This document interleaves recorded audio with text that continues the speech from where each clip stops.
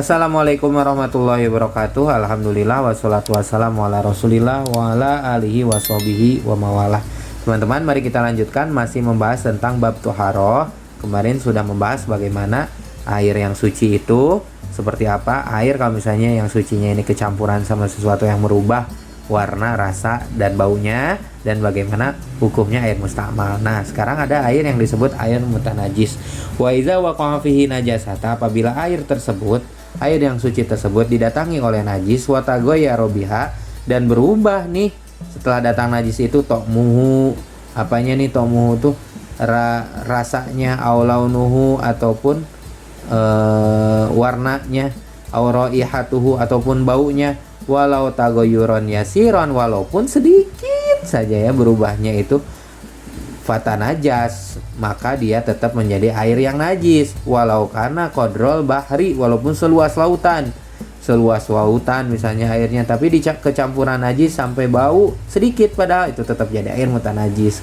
Karena berarti kalau saking berubah gitu, sampai berubah gitu, berarti kadar najisnya sudah sangat besar ya, bahkan mungkin lebih besar. Fa'ilam yatagoyar biha minhu syai'un, tetapi misalnya airnya banyak nih tapi tidak berubah sesuatu pun, lam yatanajas, maka dia tidak jadi najis. Illa idza kana aqalla min kulatain, kecuali misalnya dia kurang dari 2 kula. Nah, air yang kena najis ini dia tetap aja jadi air mutanajis gitu ya.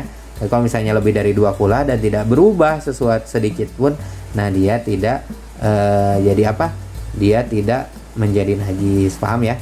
Insya Allah mudah ya. Pokoknya patokannya kalau lebih dari 2 kula, cek dulu nih. Lebih dari 2 kula nih, cek dulu dia berubah nggak rasa, bau, dan warnanya. Kalau berubah dia mutanajis, kalau enggak bisa dipakai. Tapi kalau lebih sedikit dari 2 kula, mau berubah ataupun tidak, kalau kena najis dia tetap kelihatan nih najisnya. Apalagi gitu ya, dia tetap menjadi air mutanajis. Illa idza kana aqala min qulata wa idza zala taghayyaruhu bi nafsihi aw bima'in wa du'a fihi alaihi ada tahuron. Wa idza, dan apabila zala datang, taghayyuruhu suatu zat yang merubah, bi nafsihi kepada zatnya si air ini, aw bima'in atau dengan air, wa du'a fihi alaihi ada tahuron. Bentar, agak sedikit ini nih. Baik teman-teman, mari kita lanjutkan. Mohon maaf sepertinya tadi ada salah penjelasan. Mari kita lanjut mulai dari mana tadi? Wa iza zala, dan apabila, wa iza, dan apabila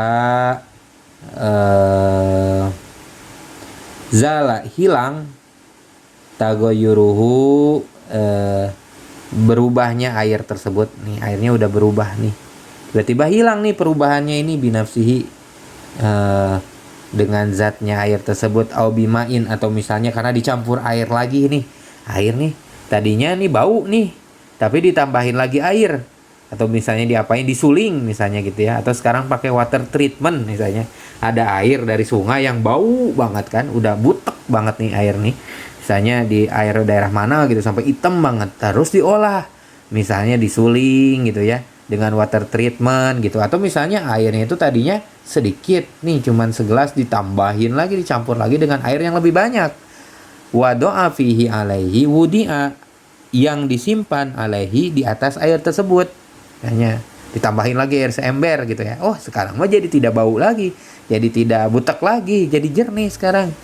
Ada tohuron, maka air tersebut berubah lagi menjadi suci.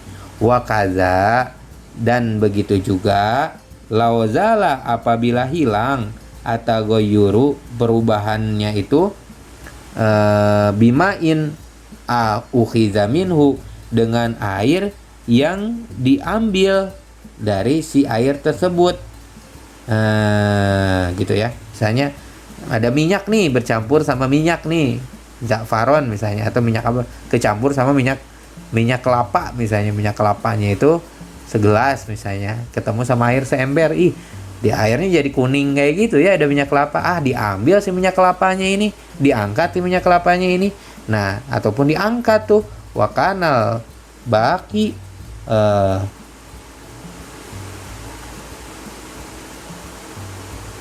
atau diambil. Nah itu juga balik lagi ya jadi suci. Wakanal baki, dan ada di air ini sisanya kulata ini, itu sisanya itu dari yang diangkat ini lebih dari 2 kula. Si air yang sudah dibersihkan ini, yang udah diangkat ini 2 kula. Nah itu syaratnya dia menjadi suci lagi, asal sisa airnya itu lebih minimal 2 kula gitu ya. Allahu Akbar, wallahu a'lam. Mudah-mudahan kita bisa diberikan pemahaman. Jika ada yang kurang paham silahkan disampaikan di kolom komentar. Nah ini masalah 2 kula ini nih yang menjadi sedikit tantangan buat saya, tapi mudah-mudahan saya akan coba bacakan dulu aja untuk menjelaskan. Silahkan untuk mohon maaf saya takutnya tidak bisa menjelaskan dengan baik, jadi silahkan untuk datang langsung kepada para asatidz ataupun juga bisa mendatangi channel-channel lain yang lebih mumpuni ya di dalam membahas kitab fikih ini. Wal kulata ini, adapun 2 kulah itu, wal kulata ini menjelaskan tentang 2 kulah, tetapi ini masih versi Baghdad dan Hijaz ya. Seperti apa ya memangnya? Coba kita baca dulu ya. Wal kulata ini dan 2 kulah itu khomsumi atiritlin. Dia itu adalah 500 kati biritlil Baghdadin. Kalawan katinya itu hitungan Baghdad. Wa qadaroha bi khomsi kuriba, dan hitungannya itu ya sekitar 5 kuriba min kuribal hijazi, dari 5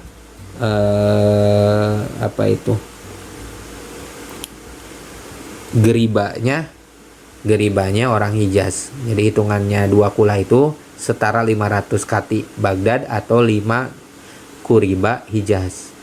Walau waqa'a fis samani misla au fil ma'il qalili. Nah, itulah penjelasan tentang 2 kula. Walau di sini penjelasan yang berbeda. Dan apabila waqa'a datang fis samani pada satu lemak misalnya, masalan seumpama au fil ma'il qalili, misalnya ada lemak nih datang ke dalam air yang sedikit. Nah, atau sebagainya lah, lemak gitu kan, lemak tidak kelihatan darahnya, bendanya itu akan berubah, belum tentu berubah. Atau misalnya kayu gitu ya, tapi kayunya ini ya tidak merubah air, dia akan tetap menggenang di atas air gitu ya, dan sebagainya. Au fil ma'il qalili, atau di dalam sebuah air yang sedikit itu najasatun la yarahal basoru, yang enggak kelihatan, satu najis yang enggak kelihatan banget. Misalnya apa sih, kotoran kotoran kecoa misalnya, gede gak sih, semut ya, atau kotoran yang kecil banget sampai nggak kelihatan gitu ya, kotoran kuman misalnya gitu ya, tapi terlalu kecil lah. Sesuatu hal najis yang nggak kelihatan kasat mata saking kecilnya. La yarohal basorul mutadilu, yang matanya itu sampai mata pun nggak kelihatan gitu, karena kan suka ada kotoran yang kecil banget gitu. Kalau dideketin di air, oh iya nih ada kotorannya nih air gitu ya. Tapi kalau misalnya dari mata biasa gini di air itu nggak kelihatan tuh. Au maitatun laisa laha damun, atau misalnya ada bangkai yang tidak ada darahnya. Sailun ka akrobin, misalnya seperti kalajengking gitu lah. Tidak ada darah yang ngalir seperti kalajengking. Wa wazain, atau cicak. Walam yughayyirhu lam yatanajas, tetapi dia tidak merubah. Kayak misalnya ada air nih cuman 2 kula, kedatangan kayu atau kedatangan lemak atau kedatangan najis yang kecil banget, atau kedatangan bangkainya itu bagian bangkai kalajengking atau cicak jatuh misalnya, tapi dia nggak ngerubah apapun ke airnya itu, dan tidak berubah jadi kuning misalnya, tidak berubah baunya juga, tidak berubah, dan juga tidak ada perubahan warna, bau, dan rasa juga tidak berubah gitu. Nah ini lam yatanajas, tidak jadi najis. Wallahu a'lam.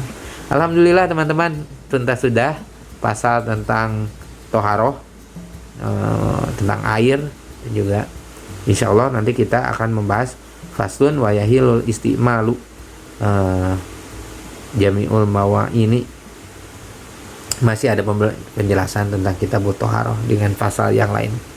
Mohon maaf jika ada salah-salah kata. Wa'afu minkum. Assalamualaikum warahmatullahi wabarakatuh.